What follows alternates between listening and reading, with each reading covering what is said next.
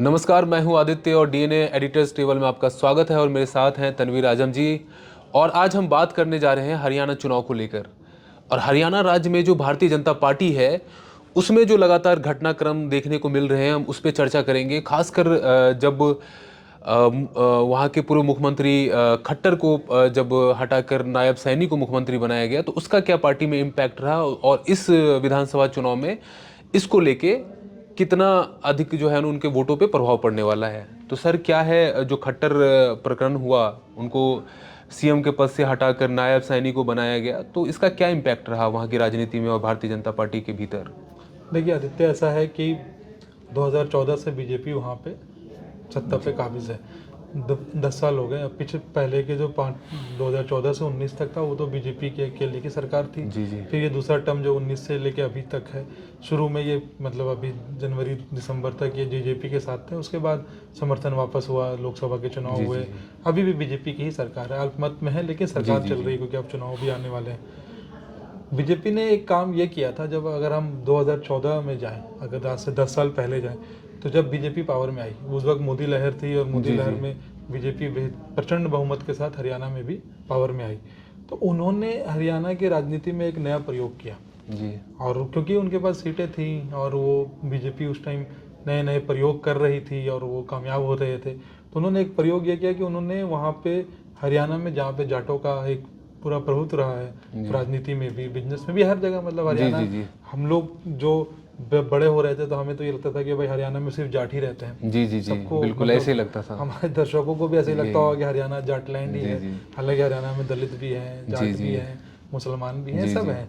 तो उस वक्त उन्होंने, बीजेपी ने क्या किया कि किसी जाट को सीएम नहीं बनाया, क्योंकि बीजेपी ने किसी चेहरे का अनाउंस किया नहीं था। जी जी जो चेहरा सबसे आगे था वो, अगर आपको भी याद हो, कैप्टन अभिमन्यु का जी था, जी जी। जो कि एक जाट लीडर थे और काफ़ी एक्टिव थे, टीवी वगैरह पे भी बिल्कुल बहुत बिल्कुल। अच्छा आए रहते थे।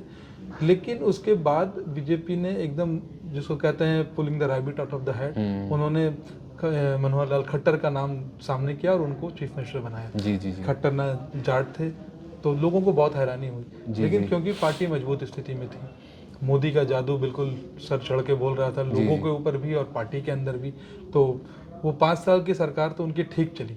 लेकिन जैसे जैसे वो सरकार चलती आगे बढ़ती गई तो लोगों को ये एहसास होने लगा, हम लोगों को भी, पॉलिटिकल एनालिस्ट, कि बीजेपी ने ये कहीं ना कहीं गलती की है।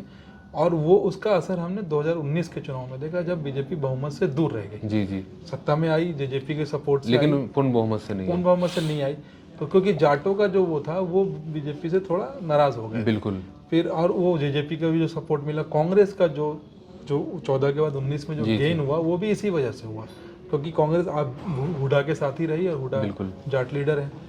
अब उसके बाद जब लोकसभा चुनाव से कुछ महीने पहले बीजेपी ने मनोहर लाल खट्टर को सीएम के पद से हटाया और नायब सैनी को नया सीएम घोषणा किया। जी जी नायब सैनी भी जाट नहीं है, जी जी, वो भी ओबीसी लीडर समाज से आते हैं।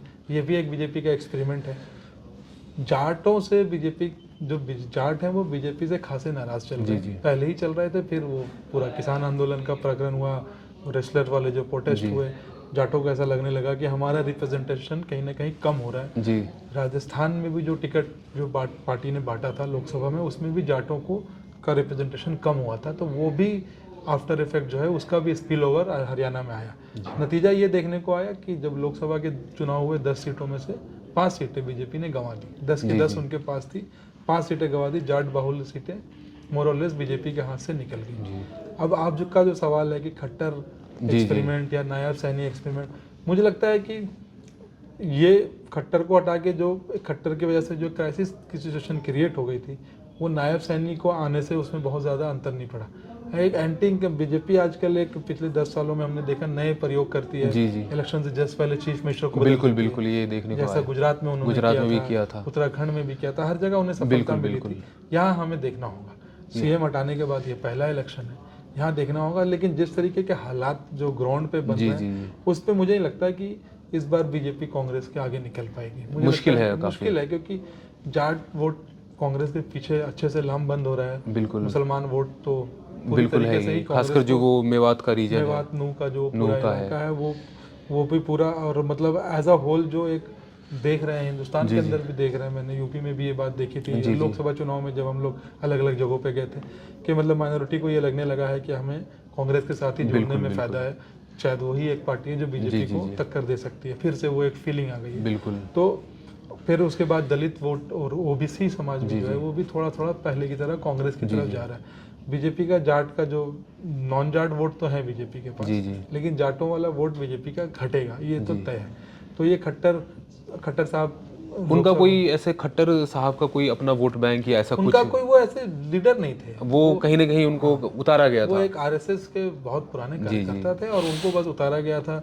उन्होंने चलाई सरकार, करनाल से जाके चुनाव लड़े जी, जी, जी। लोकसभा, और वहाँ वो बीजेपी का तो stronghold ये है। जो खट्टर प्रकरण देखने को मिला है या उनको जो हटाया गया, तो उससे कुछ खास अंतर उससे नहीं होने कुछ वाला नहीं, है, ना बीजेपी को उससे कोई बहुत फायदा होगा ना ना कोई बहुत नुकसान। नुकसान होगा, क्योंकि खट्टर पहले तो बीजेपी में इस तरह के कैंप्स कम है, अभी अब तो थोड़े बहुत दिखने भी लगे जी, हैं। जी, जी। जैसे उत्तर प्रदेश में हम लोग देख रहे जी, हैं। जी, जी, बिल्कुल। अदरवाइज 14 के बाद तो हमें बिल्कुल नहीं दिखते थे। बिल्कुल। जैसे कांग्रेस में कैंप होते हैं कि भाई, जी, जैसे बिल्कुल, हरियाणा की ही बात कर लें, हुडा कैंप है, कुमारी सैलजा का अलग है, रणदीप सुरजेवाला का अलग है, उनके सबके गुटबाजी बहुत ज़्यादा है। जी। बीजेपी में अंदर खाने गुटबाजी होती है, वो खुल के नहीं आती। जैसे कैप्टन अभिमन्यु जो है अब वो नहीं दिखते हैं, बिल्कुल नहीं टीवी दिखते टीवी हैं, पे। ना ही बहुत ऐसे लग रहा है कि ऐसे कि उनको साइडलाइन कर दिया। बिल्कुल। गया है। नाराज होंगे पार्टी से, लेकिन वो कोई ऐसा कदम नहीं उठा रहे। जी, जी।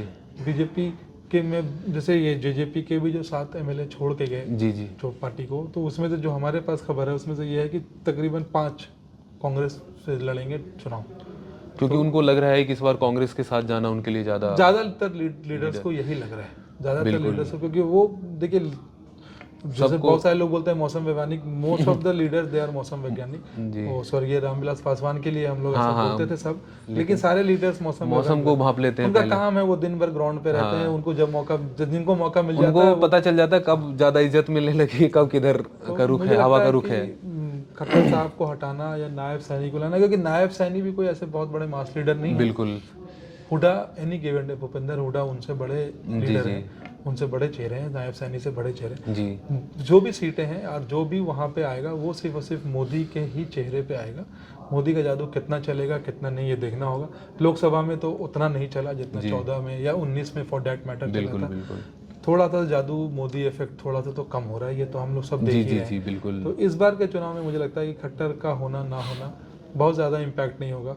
मेरे हिसाब से मुझे लगता है कांग्रेस अगर बहुमत नहीं ला पाई तो वो कांग्रेस की अपनी गलती होगी। बीजेपी अभी स्थिति में नहीं है कि वो वहाँ पे कांग्रेस को रोक सके। जी सर, जैसा कि आपने देखा कि हरियाणा में मुख्यमंत्री के बदलने को लेके जो राजनीतिक परिस्थितियां वो किस तरह से बदली, उस पर हमने चर्चा की। इसी तरह की चर्चाओं के लिए डीएनए के साथ बने रहिए। शुक्रिया।